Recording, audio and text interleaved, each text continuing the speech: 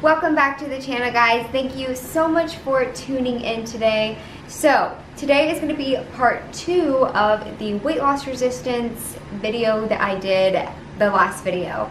And so if you haven't watched that video, make sure that you go back and watch that one. I'll link it in the description box so that you can see what we're even talking about. And then today we are jumping into more in depth what's going on with our bodies. So in that first video, we talked about what might be going on with our bodies. Why are we constantly plateauing? Why can't we lose the weight whenever we're doing everything right? And we talked about that fight with our bodies and how we're not going to see anything happening if we don't get down to that root cause. So today we're gonna go over some of the things that might be causing the weight loss resistance and then some tips that I have for how we can try to combat those things. The first thing that we're gonna talk about is lack of sleep. And lack of sleep contributes directly to weight loss resistance because it is a huge stressor in our bodies.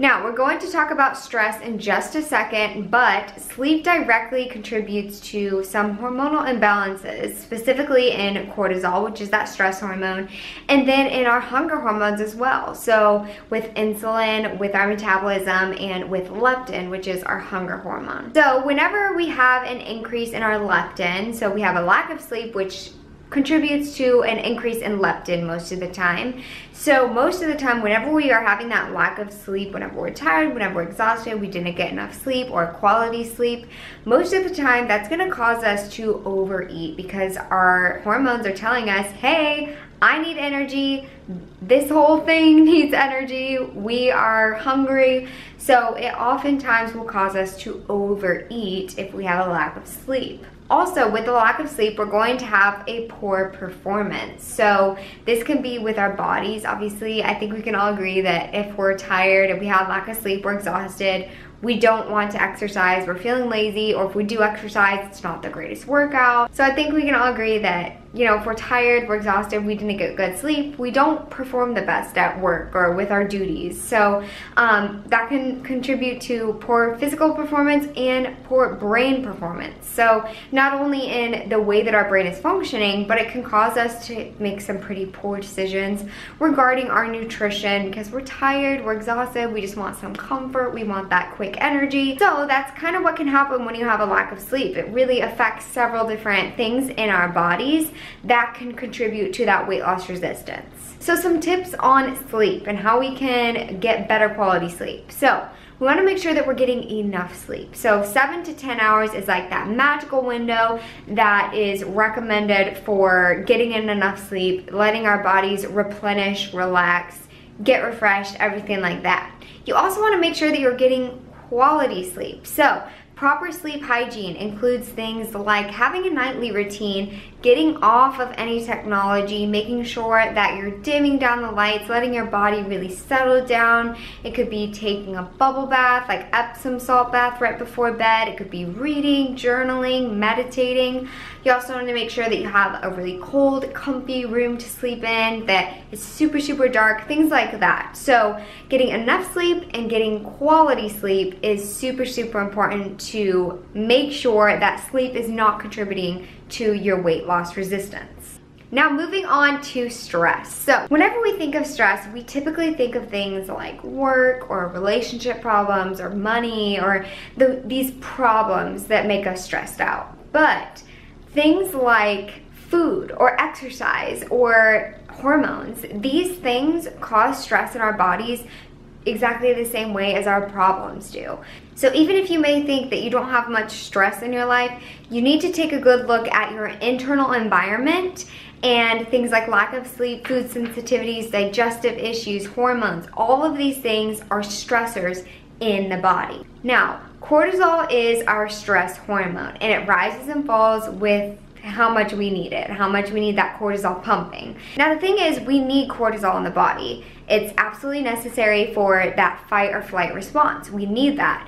But the problem occurs whenever we have a chronically high level of cortisol. And that can happen whenever you are stressed out all the time. And if you think about it, if you're having some relationship problems and you're stressed out about your money, but you also have some food sensitivities that you haven't really figured out yet, and you're not getting enough sleep, your cortisol is probably super high like a lot of the time. And that is where the problem is whenever that cortisol is high all of the time. So that chronically high stress is going to directly contribute to all of our other hormones. It really affects the entire body. So the hormones that it's gonna affect, it can be with your sex hormones. So testosterone, progesterone, and estrogen mostly. It can contribute to the thyroid, contribute to insulin, it contribute to the leptin. So it's going to contribute to a whole bunch of things in our body and the way that our body is functioning. Not only is stress going to impact our other hormones and the way that our body's working, but it really, if you have high stress, it's really gonna shut down your digestion and your metabolism. So those are some really key things to think about and to keep in mind whenever you're thinking about your stress. And maybe if your digestion isn't great, if your metabolism doesn't seem to be working for you, think about your stress in your life, whether that be too much exercise, whether that be with food sensitivities or just your problems, you know, think about these things and really reflect on that. So my tips for stress and for how it can contribute to the weight loss resistance. You want to make sure that you're really getting in tune with your body and feeling what sort of stress is going on. Obviously, there's those external factors like relationships, work, money, all of those things. We have to start working on our thoughts and how we are letting those things control us or not control us. And then you want to go internally and think about your sleep, food sensitivities, exercising in a very healthy way. So not stressing your body out too much, not going to the gym twice a day, every single day. Maybe taking that down and doing more mindful exercise, incorporating things like walking, like yoga. You can also start incorporating things like journaling, being very mindful, or doing meditation, things like that that are going to decrease your stress levels. Lastly, we're going to talk about hormonal imbalances. So hormonal imbalances could be in several different areas. It could be with your sex hormones, so with testosterone, progesterone, estrogen, everything like that. That can be for men and women. Also, it could be with your hunger hormones. So with leptin, that hunger hormone, you can actually be leptin resistant, or with insulin, you could be starting to be insulin resistant. Also, that could be with cortisol. It could be maybe you're experiencing some adrenal fatigue. It could be in several different areas, even your thyroid. So the only way that you can really see if you're experiencing a hormonal imbalance would be to get lab work done. But the thing to remember is that if you're experiencing a hormonal imbalance in one area, it's going to start affecting all of the others because your hormones all work together. They're all trying to balance each other out. So it's really important that, if you think that you may really seriously be experiencing this, that you get the necessary proper care done, like the lab tests, everything like that. But some generalized tips for balancing out your hormones is going to be mainly dietary changes. You want to make sure that you're eating a hormonal balancing diet. So you're really focusing on whole nutritious foods. I personally would really recommend a whole food diet, making sure that you're cutting out everything that's processed, it's not serving you. Cutting out the sugar, just eating whole nutritious foods. The processed, the sugar, it's not serving your body. You want to also make sure that you're prioritizing fats in your diet. Fats are really important for optimizing all of our hormones.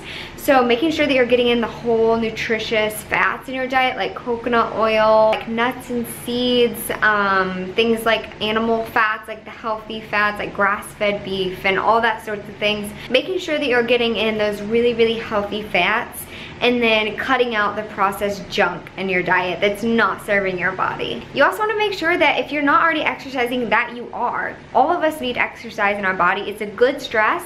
It can become a bad thing though if you're getting in too much exercise, if you're not allowing your body to recover. So getting in 2 to 4 days of exercise a week, and then if you're wanting to exercise more than that, that you're doing things like yoga, like walking, or like restorative exercise, things like that. You want to also make sure that you're getting in the sleep like we talked about, like quality sleep, and that you're really trying to decrease your stress as much as possible. Stress in the body directly affects our hormones, the way our body functions. So in order to really have our body functioning the best that it possibly can, we want to decrease that stress. So going back to those tips that I gave in the stress section, you want to make sure that you're really trying to decrease that stress. And then lastly, getting in tune with your body. Getting in tune with your body, really learning what it needs, what it wants, how it works, is so important for balancing our body and making sure that it functions optimally. So some things to really get in tune with your body is to practice mindfulness, and that's going to be with your diet, with exercise, just with your stress. Really try to focus on being mindful, getting in tune with the body, figuring out what you're wanting, what your body's needing, what it's telling you, all of those things. Being mindful is so important for decreasing that stress and for really trying to optimize how your body is working. So those are just some of the things that can be contributing to your weight loss resistance. Those are the most common things.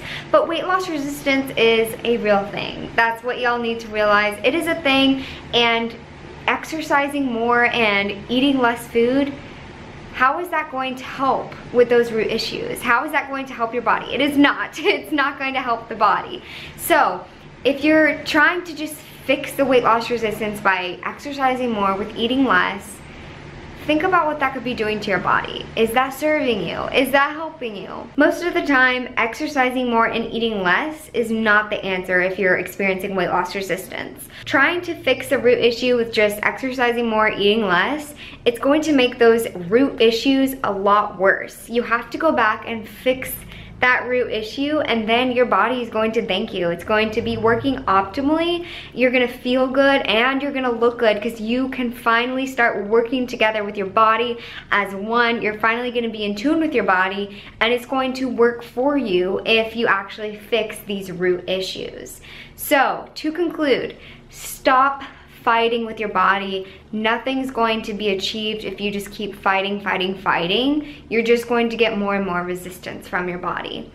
You have to go back, you have to fix these root issues, get in tune with the body, and your body and you will be able to work together, and you're going to feel and look absolutely amazing. But that's gonna go ahead and conclude the video. I hope you guys enjoyed it. I hope you got something from it. And if you did, or if you have any additional questions or anything like that, leave a comment down below. But that'll be it, and I will talk to you guys soon.